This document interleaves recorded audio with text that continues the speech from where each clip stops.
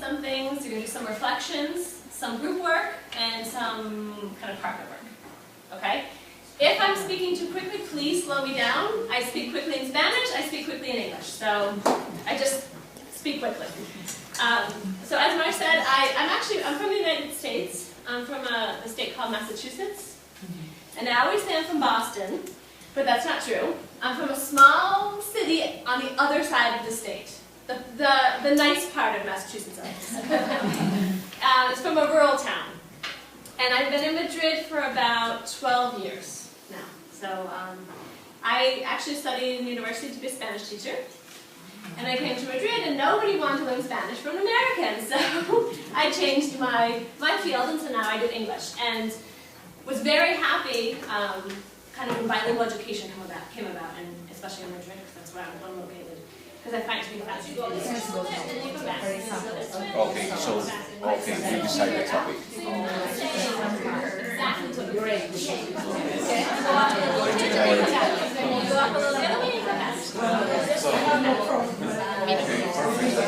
That's it. This way. I want you to answer the question.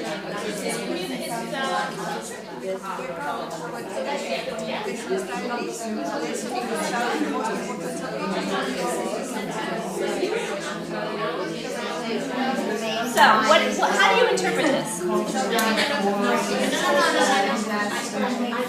Going off and then coming back again.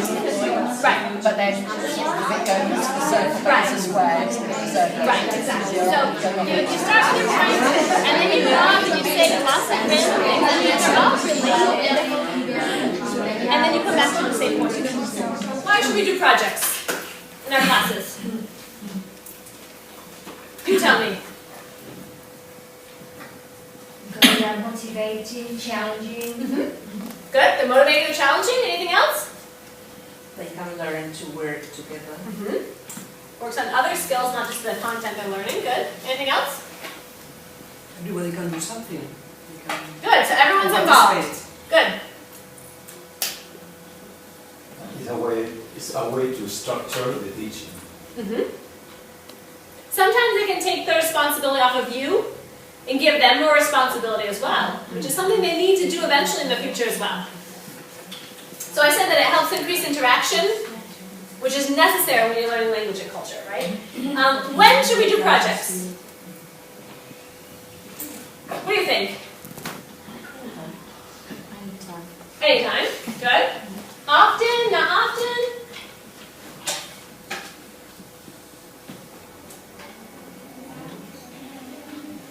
If they work well doing projects, maybe you are teaching them more than if you just give program classes and things like that. Maybe with some groups it's better to work like that.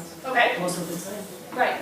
I think if a group doesn't work well in projects, we can eventually teach them how to work well.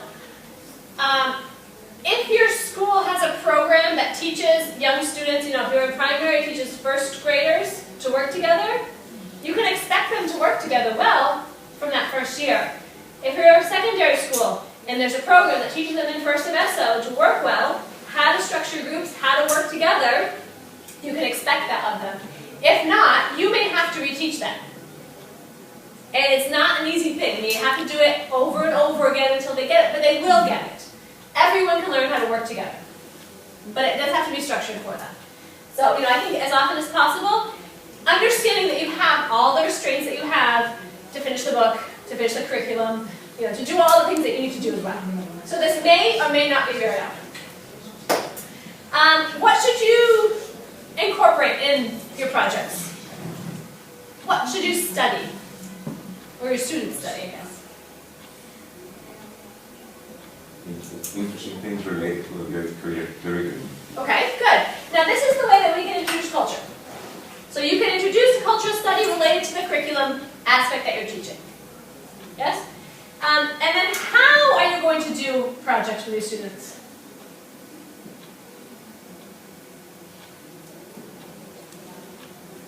What do you mean by how? How are you, good question. How are you going to go about that? How are you going to propose the project to them? Investigations, PowerPoint presentation, debate. Okay? You have to prepare the project first of all, think carefully about it, and then set the main goal, and then give them the success criteria, and maybe a checklist, and then ask them something that they have to investigate, not a theoretical question. Okay. But they should present as the... Right, so they need to actually work to get the answer. This is in your folder too, because I found this and I really like this, so I copied off the internet and gave a copy to you. And it's the idea that students would have to create their own culture.